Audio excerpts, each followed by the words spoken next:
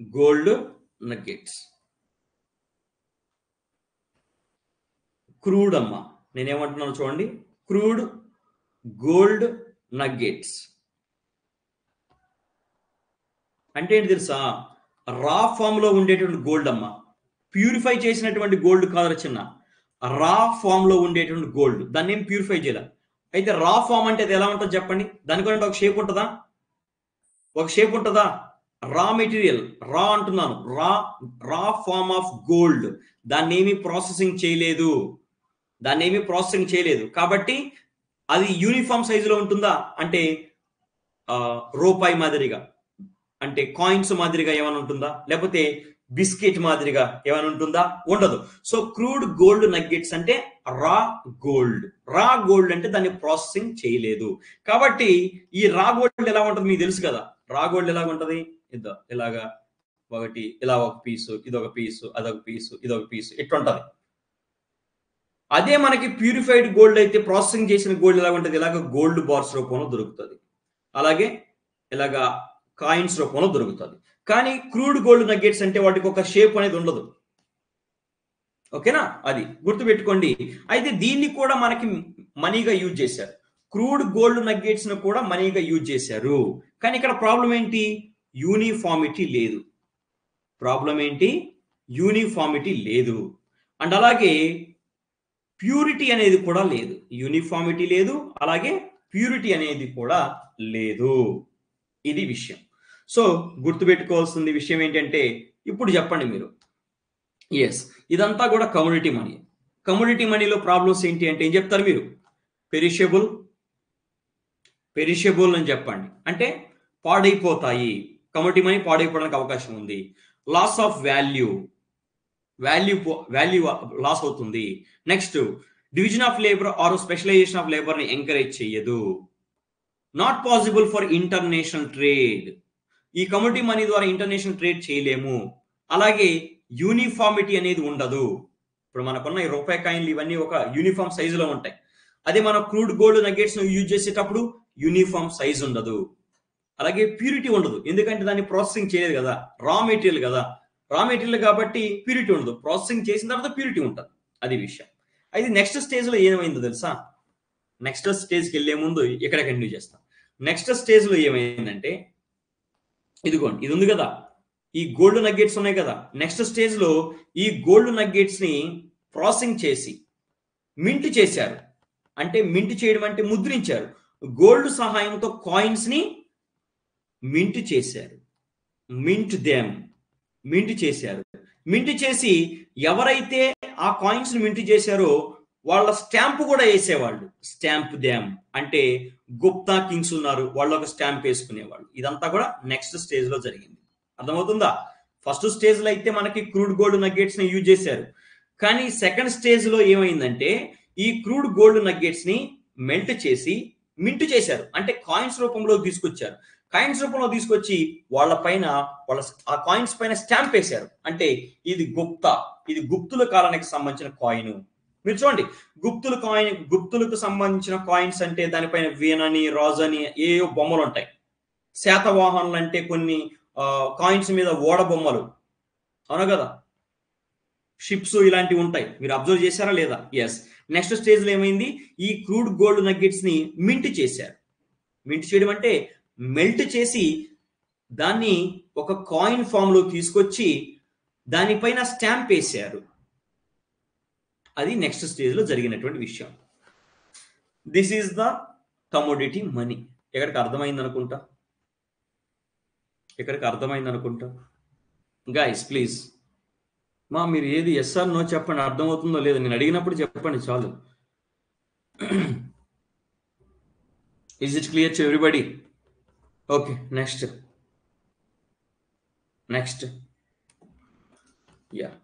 రాసుకోండి చిన్న. Stage 2. Yes, next stage 2 రాసుకోండి అమ్మా. Stage 2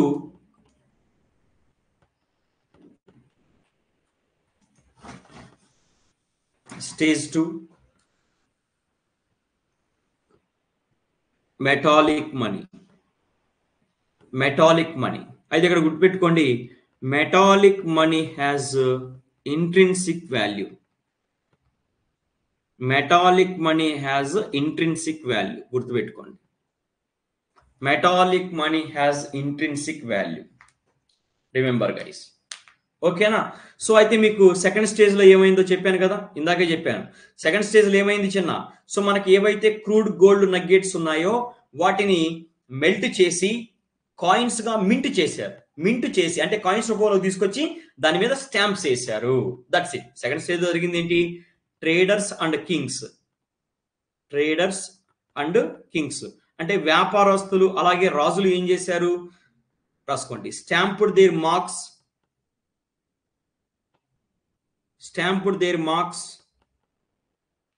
on metal for uniformity,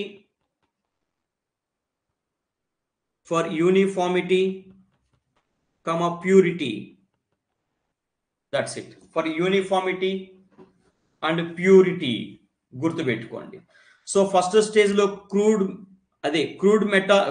gold nuggets use చేసేవాళ్ళు. దానికంటూ ఒక యూనిఫామ్ షేప్ ఉండదు, ప్యూరిటీ ఉండదు. అందుకని తర్వాత స్టేజ్ లో ఈ ట్రేడర్స్, కింగ్స్ ఏం చేశారు? ఆ యొక్క క్రూడ్ గోల్డ్ నగ్గెట్స్ ని మెల్ట్ చేసి కాయిన్స్ గా ముద్రించారు. ముద్రించేటప్పుడు వాటి మీద స్టాంప్స్ కూడా వేసుకున్నారు. That's it. ఇది చాలు మనకి కాయిన్స్ కి సంబంధించి. మళ్ళీ కొన్ని విషయాలు మాట్లాడుకుందాం. ఓకేనా? అయితే ఇక్కడ నేను చెప్తున్నా చూడండి చిన్న, దీనికి ఇంట్రెన్సిక్ వాల్యూ ఉంటుందని చెప్పాను. నేనేం చెప్తున్నాను? కాయిన్స్ కి ఇంట్రెన్సిక్ వాల్యూ ఉంటుందని చెప్పాను. అంటే మెటాలిక్ కాయిన్స్, అప్పట్లో ఉన్న కాయిన్స్, ఇప్పుడు కాదులేండి. అప్పుడు మనకి గోల్డ్ కాయిన్స్ ఉండేటి, దాని మీద ఏమన్నా రూపాయి 2 రూపాయలు ఉండేటివో లేదో నా పక్కన పెట్టేస్తే గోల్డ్ కాయిన్స్ కి ఇంట్రెన్సిక్ వాల్యూ ఉంటుంది. ఎలాగా? ఇప్పుడు ఈ గోల్డ్ కాయిన్ నీకు యూజ్ చేయడం ఇష్టం లేదనుకోండి, ఏం చేయొచ్చు? దీన్ని మెల్ట్ చేసి జ్యువెలరీగా తయారు చేయించుకోవచ్చా? నీకు నేనేం చెప్తున్నాను? మెటాలిక్ కాయిన్స్ కి చూడండి చిన్న, మెటాలిక్ కాయిన్స్ కి ఇంట్రెన్సిక్ వాల్యూ, అంతర్గత విలువ ఉంటుంది అని చెప్పాను. ఫేస్ విలువ ఉందో లేదో పక్కన పెట్టరా బై. ఇంట్రెన్సిక్ వాల్యూ, అది మనకి ఏ రకంగా అయినా ఉపయోగపడుతుందా? ఎస్. గోల్డ్ కాయిన్స్ ఉన్నాయి నీ దగ్గర, ఆ గోల్డ్ కాయిన్స్ ని మెల్ట్ చేసి నువ్వు జ్యువెలరీ తయారు చేసుకోవచ్చు. అలాగే నీ దగ్గర ఉన్నటువంటి కాయిన్స్ ఏ మెటల్ అయినా కావచ్చు, ఏదో ఒక మెటల్, వాటిని మెల్ట్ చేసి మీరు దాని ద్వారా వెపన్స్ లాంటివి తయారు చేసుకోవచ్చు. ఇవన్నీ కూడా పాసిబులే. అయితే నెక్స్ట్ మెటాలిక్ మనీ అడ్వాంటేజెస్ చెప్తాను, జాగ్రత్తగా వినండి. Pros, metallic money pros.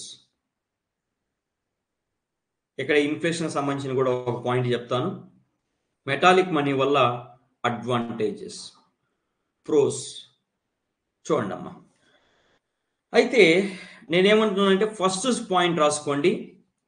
First point pros, advantages ఏంటంటే ప్రొడక్షన్లో, ఈ పాయింట్ మీకు చెప్పిన తర్వాత అర్థమవుద్ది. ప్రొడక్షన్లో prices stable, so hyper inflation not possible. So hyper inflation not possible. Hyper inflation not possible. Hyper inflation not possible అన్నాను. సరే, ఈ పాయింట్ చాలా మందికి అర్థమవుతుందో లేదో నాకు తెలియదు. సరే, బేసిక్ గా మీకు ఇన్ఫ్లేషన్ తెలిస్తే చాలు. ఇన్ఫ్లేషన్ అనేది చాలా ఎక్కువగా ఉంటాయి. ఇప్పుడు సపోజ్ 9% ఉంది ఇన్ఫ్లేషన్ అంట. అలా కాకుండా ఇన్ఫ్లేషన్ రేట్ అనేది ఓ 50%, 100% ఇలాగుంటే దాన్ని హైపర్ ఇన్ఫ్లేషన్ అంటాం. అంటే ఒక పెన్ను కాస్ట్ 10 రూపాయలమ్మా, కానీ దాని ప్రైస్ ఏమైంది? 11 రూపీస్ అయింది. అంటే 10% పెరిగింది. ఒక పెన్ను ప్రైస్ యాక్చువల్గా 10 రూపీస్, కానీ దాని ప్రైజు 11 రూపీస్ అయింది. అంటే ఎంత శాతం పెరిగింది? 10% పెరిగింది. అర్థమవుతుందా? ఇప్పుడు ఒక పెన్ను ప్రైస్ వచ్చేసి, యాక్టివ్గా లేరు మీరు, యాక్టివ్గా ఉండాలా. ఒక పెన్ను ప్రైస్ వచ్చేసి 10 రూపీస్.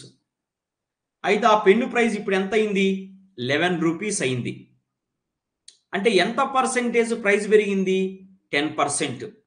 సో ఇన్ఫ్లేషన్ ఎంత అంటే 10% అని చెప్తా. అర్థమైందా? అలా కాకుండా దాన్ని ఇన్ఫ్లేషన్ అంటాం. అలా కాకుండా పెన్ను కాస్ట్ 10 రూపాయలది కాస్ట్ ఏమైంది? 20 రూపాయలు అయింది. అంటే ప్రైస్ ఎంత పర్సెంట్ పెరిగింది? ప్రైస్ ఎంత పర్సెంట్ పెరిగింది? 10 రూపాయలు ఉన్న పెన్ను 20 రూపాయలు అయింది. అంటే ప్రైస్ ఎంత పర్సెంట్ పెరిగింది? 100% పెరిగిందా లేదా? ఎస్, 100% పెరిగింది. కాబట్టి 10% పెరిగితే ఇన్ఫ్లేషన్ అన్నాం. 100% ప్రైస్ పెరిగింది కాబట్టి హైపర్ ఇన్ఫ్లేషన్ అనొచ్చు. 10% పెరిగింది కాబట్టి ఇన్ఫ్లేషన్ అంటున్నాం. 100% ప్రైస్ పెరిగింది కాబట్టి హైపర్ ఇన్ఫ్లేషన్ అంటాం. బేసిక్ గా గుర్తుపెట్టుకోండి చిన్న, ఇన్ఫ్లేషన్ అంటే దాని మీనింగ్ ఏంటో తెలుసా? ఇన్ఫ్లేషన్ అంటే rise in prices. Rise in prices అంటే ధరలు గనక పెరిగితే, నేను కొంచెం ఎక్కువ చెప్తున్నాను, స్టార్టింగ్ లోనే అన్ని కవర్ చేస్తాను ఎందుకంటే మళ్ళీ ప్రాబ్లం రాకూడదని. సో ధరలు గనక పెరిగితే, చూడండి ఏమంటున్నాను, ధరలు గనక పెరిగితే దాన్ని మనం ఏమంటాము? ఇన్ఫ్లేషన్ అంటాము. అయితే మీకు ఒక డౌట్ రావచ్చు, సార్ ఇన్ఫ్లేషన్ ఎందుకు వస్తుంది? రీజన్స్ ఏంటి? ఇన్ఫ్లేషన్ ఎందుకు వస్తుంది, రీజన్స్ ఏంటి సార్ అని అడగొచ్చు మీరు. ఎస్, చెప్తా చూడండి. ఇన్ఫ్లేషన్ రావడానికి రీజన్స్ ఏంటంటే, ఒకటో రీజన్ వచ్చేసి goods and services supply. Goods and services supply తక్కువగా ఉండడం. రెండోది మనీ సప్లై అనేది ఎక్కువగా ఉండడం. అంతేనా? మనీ సప్లై అనేది ఎక్కువగా ఉండడం, అంతేనా? ఈ రెండు రీజన్స్ ద్వారానే కదా మనకి ఇన్ఫ్లేషన్ వచ్చేది, అవునా కాదా? ఎలాగో నేను ఎక్స్ప్లెయిన్ చేస్తా, కొత్త వాళ్ళకి చూడండి. సో ఇన్ఫ్లేషన్ రావడానికి రీజన్స్ ఏంటమ్మా? గూడ్స్ అండ్ సర్వీసెస్ సప్లై తక్కువగా ఉండడం, రెండోది మనీ సప్లై ఎక్కువగా ఉండడం. దీనివల్ల ఇన్ఫ్లేషన్ వస్తుందా సార్ అనొచ్చు. Yes, I will show you, just give me a minute.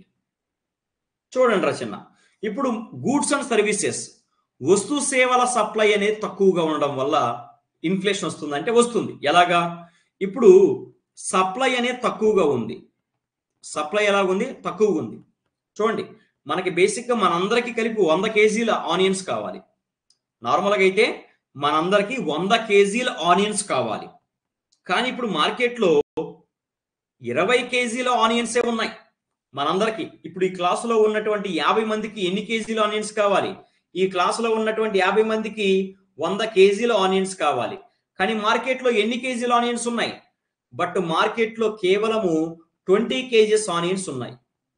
ఇప్పుడు ఏం చేస్తారు వీళ్ళందరూ? ఇప్పుడు ఏం చేస్తారు? నాకివ్వు అంటారా లేదా? మనందరికి కావాల్సిన 100 కేజీల ఆనియన్స్, కానీ మార్కెట్లో ఉండేది 20 కేజీలే. కాబట్టి ఇప్పుడు ఏమవుతుంది? డిమాండ్ పెరుగుతుంది కదా. మాకు ఇవ్వండి, 100 రూపాయలు ఇస్తా నాకివ్వు, 200 ఇస్తా నాకివ్వు, 300 ఇస్తా నాకివ్వు అంటారు. సో సప్లై అనేది తక్కువగా ఉండడం వల్ల చిన్న డిమాండ్ అనేది పెరుగుతుంది. ఇది అర్థమైందా? First point. కొత్త వాళ్ళు కాదు, కొత్త స్టూడెంట్స్, పాత స్టూడెంట్స్ కాదు. ఇది అర్థమైందా? సప్లై అనేది తక్కువగా ఉండడం వల్ల డిమాండ్ పెరుగుతుంది అనేది అర్థమైందా?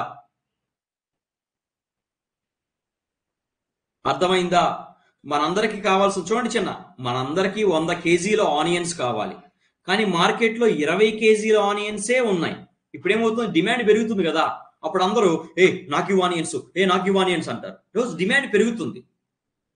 కొత్త స్టూడెంట్స్, ఎస్, సప్లై తగ్గింది కాబట్టి డిమాండ్ పెరుగుతుంది. సో డిమాండ్ పెరిగితే అప్పుడు ఏమవుతుంది? మీరే చెప్పండి. డిమాండ్ పెరిగితే ఇదేం చెప్తా చూడండి, 100 కేజీలు ఆనియన్స్ ఉంటే మనందరూ సరిపోతాయి. అప్పుడు ఒక్కొక్క కేజీ ఆనియన్, 1 కేజీ ఆనియన్స్ ఎంత? 10 రూపీస్. ఇప్పుడు మార్కెట్లో ఎంత ఉంది? 20 కేజీల ఆనియన్సే ఉంది. ఇప్పుడు మనందరికి ఆనియన్స్ కావాలి. ఇప్పుడు మనం ఏం చేస్తున్నాం? 100 రూపాయలు ఇస్తా నాకివ్వు, 200 ఇస్తా నాకివ్వు, 300 ఇస్తా నాకివ్వు అంటున్నాం. అంటే సప్లై తక్కువగా ఉండడం వల్ల డిమాండ్ పెరిగింది. డిమాండ్ పెరగడం వల్ల ఆటోమేటిక్ ఏమవుతుంది? ప్రైస్ పెరుగుతుంది కదా. 100 ఇస్తా నాకివ్వు రాబాయ్, 200 ఇస్తా నాకివ్వు, 300 ఇస్తా నాకివ్వు అంటాం, అవునా కదా? సో డిమాండ్ పెరిగింది కాబట్టి ప్రైస్ పెరుగుతుంది. ఓకేనా? ప్రైస్ పెరిగితే దాన్నే మనం ఏమంటాం? ఇన్ఫ్లేషన్. ప్రైస్ పెరిగితే దాన్నే మనం ఏమంటాం? ఇన్ఫ్లేషన్ అంటాము. సో సప్లై తక్కువగా ఉండడం వల్ల ఇన్ఫ్లేషన్ వస్తుందా? డెఫినెట్ గా వస్తుంది. అలాగే మనీ సప్లై ఎక్కువగా ఉండడం వల్ల ఇన్ఫ్లేషన్ వస్తుందా అంటే ఎస్, ఇది కూడా పాసిబుల్. మనీ సప్లై అనేది ఎక్కువగా ఉండడం వల్ల ఇన్ఫ్లేషన్ వస్తుందా? చూడండి, ఇంకా ప్రైస్ పెరిగింది, ఇందాకే చెప్పాను స్టార్టింగ్, రైజ్ ఇన్ ప్రైజెస్, ధరలు పెరిగితే దాన్నే మనం ఏమంటాం? ఇన్ఫ్లేషన్ అంటాం. సో ఇక్కడ సప్లై తక్కువగా ఉంది, సప్లై తక్కువగా ఉండడం వల్ల డిమాండ్ పెరిగింది, డిమాండ్ పెరగడం వల్ల ప్రైస్ పెరిగింది, ప్రైస్ పెరిగిందంటే దాని అర్థం ఏంటి? ఇన్ఫ్లేషన్. నెక్స్ట్ మనీ సప్లై ఎక్కువగా ఉండడం వల్ల, మనీ సప్లై అనేది ఎక్కువగా ఉండడం వల్ల ఇన్ఫ్లేషన్ వస్తుందా? వస్తుంది. సో చూడండి చిన్న, మనీ సప్లై ఎక్కువగా ఉంది, మీ దగ్గర మనీ ఎక్కువగా ఉంటే ఎక్కువ ఖర్చు పెడతారా, తక్కువ ఖర్చు పెడతారా? మీరు చూడండి, మంత్ స్టార్టింగ్ లో విపరీతంగా ఖర్చు పెడతారు. ఎందుకు? మంత్ స్టార్టింగ్ లో మీ దగ్గర పైసలు ఎక్కువ ఉంటాయి కాబట్టి. మంత్ ఎండింగ్ లో వచ్చాక హాస్టల్లో బికారోడి మాదిరిగా ఉంటాం. సో కాబట్టి మనీ సప్లై, నీ దగ్గర మనీ అనేది ఎక్కువగా ఉన్నప్పుడు కన్జంప్షన్ అంటే వినియోగం అనేది కూడా నువ్వు ఎక్కువగా చేస్తావు. సో కన్జంప్షన్ పెరుగుతుంది అంటే వినియోగం. నువ్వు నాకు ఒక సమోసా ఇవ్వు, అందరు ఇలాగ అంటున్నారు. సో నాకు ఒక సమోసా ఇవ్వు, నాకు ఒక బిర్యానీ ఇవ్వు, నాకు ఒక పెన్ ఇవ్వు. అందరి దగ్గర పైసలు ఎక్కువ ఉన్నాయి, సో అందరూ కొనడానికి రెడీగా ఉన్నారు. అందరి దగ్గర పైసలు ఉన్నాయి కాబట్టి అందరూ కొనడానికి రెడీగా ఉన్నారు. కాబట్టి ఆటోమేటిక్ గా గూడ్స్ అండ్ సర్వీసెస్ కి డిమాండ్ పెరుగుతుంది. ఆటోమేటిక్ గా గూడ్స్ అండ్ సర్వీసెస్ కి డిమాండ్ అనేది పెరుగుతుంది. సో డిమాండ్ పెరిగిందంటే దాని మీనింగ్ ఏంటి? ప్రైజెస్ అనేవి పెరుగుతాయి. ప్రైజెస్ పెరిగాయంటే దాని అర్థం ఏంటి? ఇన్ఫ్లేషన్. ప్రైజెస్ పెరిగాయంటే దాని అర్థం ఏంటి? ఇన్ఫ్లేషన్. అంతేగా చిన్న, ఇప్పుడు మన దగ్గర ఎక్కువ డబ్బులు ఉన్నాయి అంటే మనం ఎక్కువగా ఖర్చు చేస్తాం. అంటే ఎక్కువ ఖర్చు చేస్తున్నాం అంటే అందరి దగ్గర డబ్బులు ఎక్కువగా ఉండడం వల్ల అందరూ కూడా వస్తువులు కొనడానికి రెడీగా ఉన్నారు. కాబట్టి డిమాండ్ పెరుగుతుంది. డిమాండ్ పెరిగితే ప్రైస్ పెరుగుతుంది. ప్రైస్ పెరిగితే దాన్ని మనం ఇన్ఫ్లేషన్ అంటాం. ఓకేనా? Is it fine? Clear? Clear చెప్పండి త్వరగా. ఇప్పుడు దాకా నేను చెప్పింది అంతా బేసిక్ కాన్సెప్టే. మాకు కొంచెం త్వరగా మెసేజ్ చేయండి. మీరు మెసేజ్ అర్థమైందా లేదో ఒకసారి మెసేజ్ చేయండి. మిమ్మల్ని మళ్ళీ మళ్ళీ అడగనులేండి. Okay, next. Next one. Yes, next one చూద్దాం. అయితే ఇప్పుడు చూడండి, నేనేమంటున్నాను, మన టాపిక్ ఏంటంటే హైపర్ ఇన్ఫ్లేషన్ వస్తుందా? చూడండి, ఇక్కడ ప్రాబ్లం, ఇక్కడ బెనిఫిట్ ఏంటి తెలుసా? మెటాలిక్ మనీ ద్వారా ఇన్ఫ్లేషన్ రాదంటున్నా. సరే, మెటాలిక్ మనీ ద్వారా ఇన్ఫ్లేషన్ రాదు, కానీ పేపర్ కరెన్సీ ద్వారా ఇన్ఫ్లేషన్ వస్తుంది. అసలు ఇన్ఫ్లేషన్ అంటే ఏంటో చెప్పాను. ఇప్పుడు నెక్స్ట్ స్టెప్కి వెళ్దాం. ఓకే, ఇప్పుడు సపోజ్ మార్కెట్లో ఒక మ్యాంగో ఉంది. చూడండి చిన్న, మార్కెట్లో ఒక మ్యాంగో ఉందమ్మా. ఫస్ట్ స్టెప్ తీసుకోండి. మార్కెట్లో ఒక మ్యాంగో ఉంది. 1 mango is equal to 1 rupee.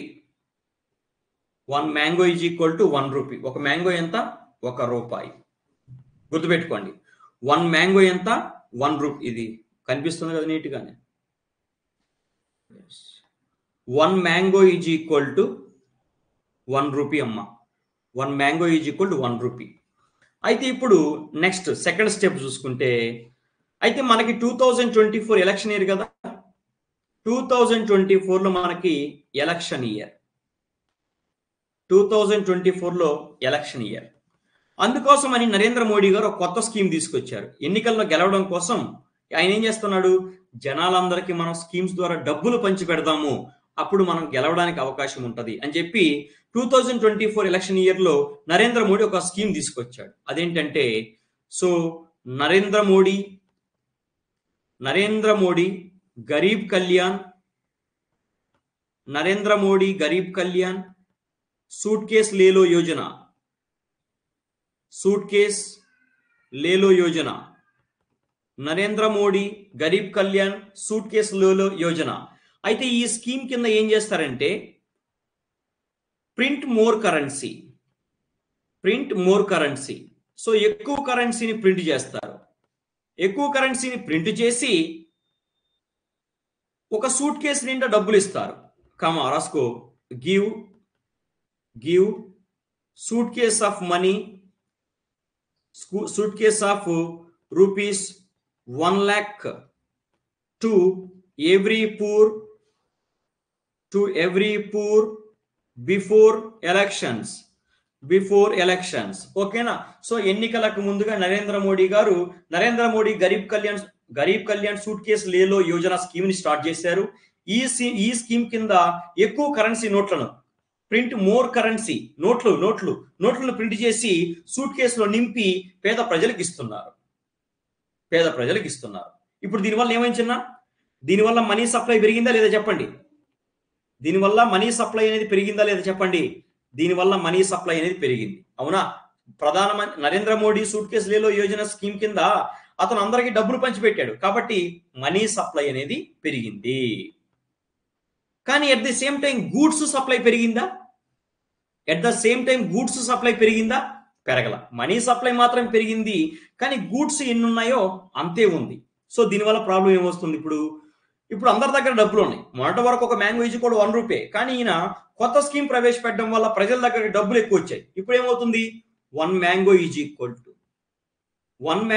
Equal to 10 rupees అయ్యే ఛాన్స్ ఉందా? ఇప్పుడు రైట్ నౌ ఈ స్కీమ్ తర్వాత 1 mango is equal to 10 rupees అయ్యే ఛాన్స్ ఉందా చెప్పండి. మనీ పెరిగింది కదా మనందరి దగ్గర. ఇప్పుడు 1 మ్యాంగో 10 రూపీస్ అయ్యే ఛాన్స్ ఉందా? 1 మ్యాంగో 10 రూపీస్ అయ్యేటటువంటి ఛాన్స్ ఉందా? ఎస్, డెఫినెట్ గా 1 mango is equal to 10 rupees అవుతుంది. 1 mango is equal to, writing కొంచెం అర్థం కావట్లే అంటేమో, రైటింగ్ నేను రాసేది మీకు అర్థం కావట్లేదా? ఏ వర్డ్స్ మా అక్కడ వర్డ్ ఏం చెప్పండి.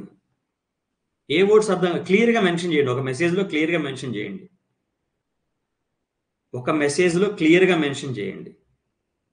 మీకు ఏం అర్థం కావట్లేదని ఒకే ఒక మెసేజ్లో క్లియర్గా మెన్షన్ చేయండి. సూట్ కేస్ ఆఫ్ 1 lakh, అదేముందమ్మా, ఒక సూట్ కేసు నిండా 1 lakh రూపీస్ ఇచ్చారు అంతే. అంతకుమించి అది జస్ట్ ఎగ్జాంపుల్ అంతే. నరేంద్ర మోడీ సూట్ కేసు లేలో యోజన అనే ఒక స్కీమ్ ఉంది. ఆ స్కీమ్ ద్వారా కరెన్సీ నోట్లను ప్రింట్ చేసి ఒక సూట్ కేసులో 1 lakh రూపీస్ని పెట్టి పేద ప్రజలందరికీ ఇచ్చారు.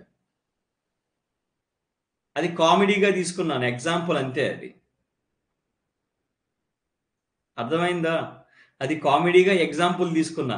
So Narendra Modi suitcase Lelo Yojana, Garib Kalyan suitcase Lelo Yojana అంటే ఆ స్కీమ్ కింద ఎక్కువ కరెన్సీని ప్రింట్ చేసి 1 లక్ష రూపాయలని సూట్ కేసులో పెట్టి పేదవాళ్ళందరికీ పంచుతారు. ఎవరైతే పూర్ పీపుల్ ఉన్నారో వాళ్ళకి ఎలక్షన్ ముందు పంచుతారు. సో దీనివల్ల మనీ సప్లై పెరుగుతుందా లేదా ఇప్పుడు చెప్పండి. ఈ స్కీమ్ వల్ల మనీ సప్లై ఇంక్రీజ్ అయిందా? ఎస్, స్కీమ్ వల్ల మనీ సప్లై ఇంక్రీజ్ అయింది.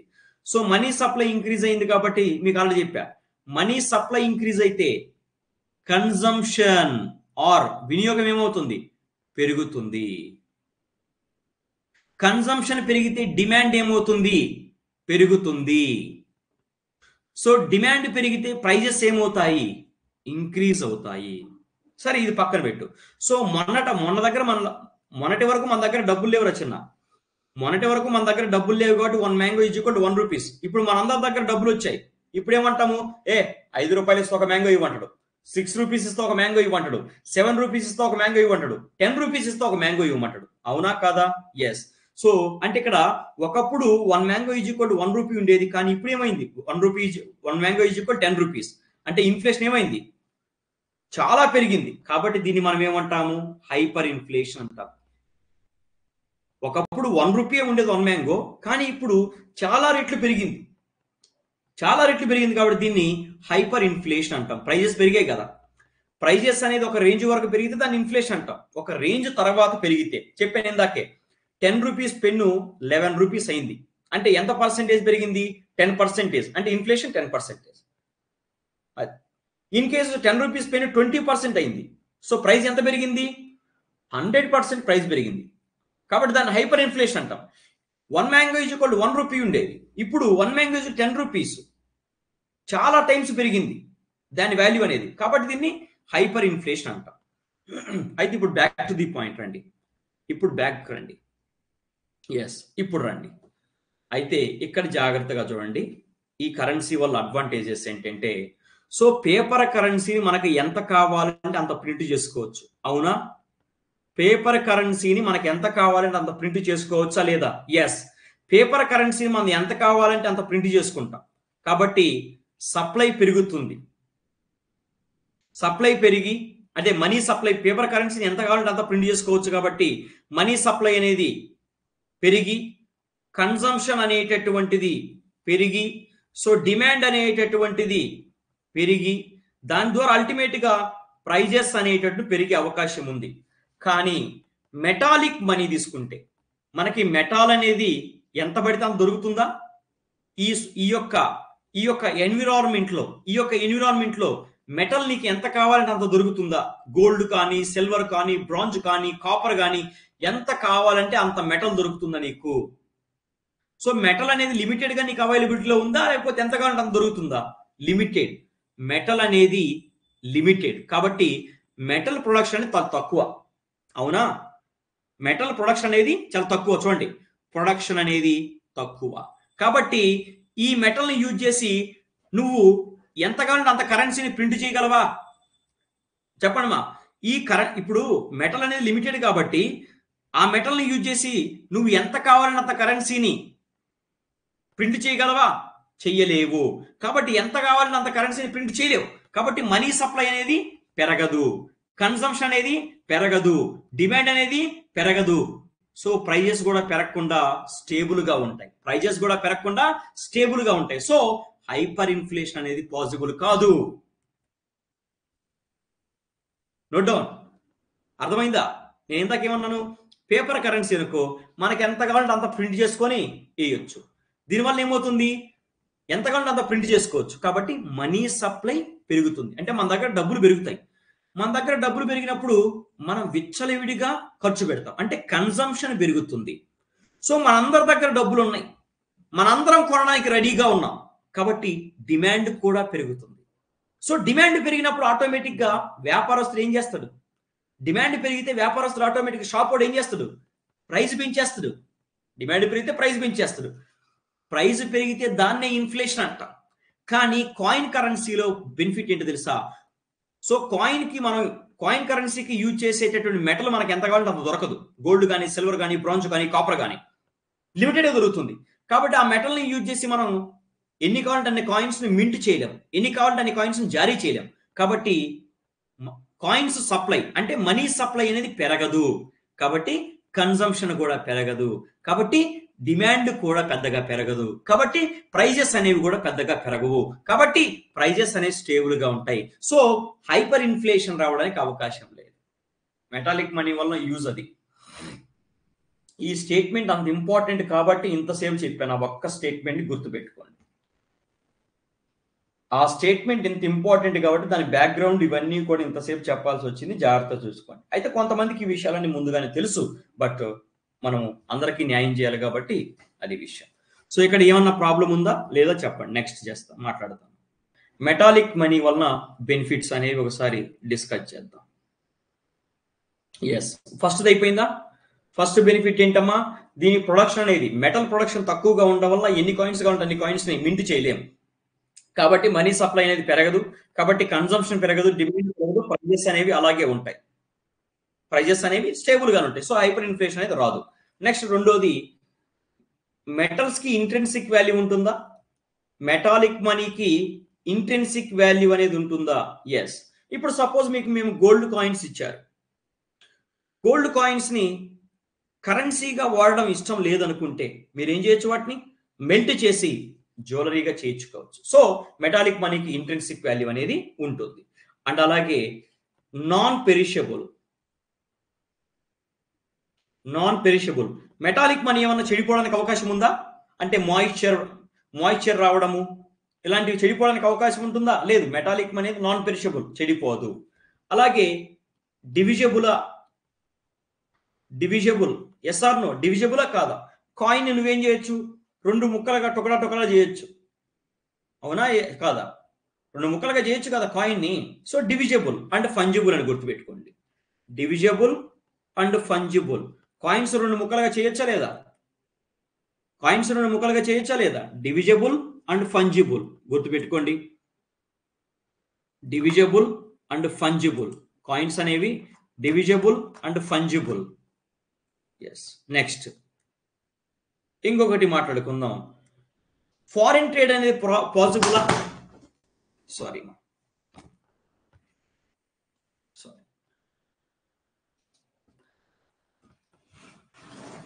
మెటాలిక్ మనీ ద్వారా ఫారిన్ ట్రేడ్ అనేది పాసిబులా? ఎస్. ఇప్పుడు రాసుకోండి. Next fifth point, even foreign trade possible.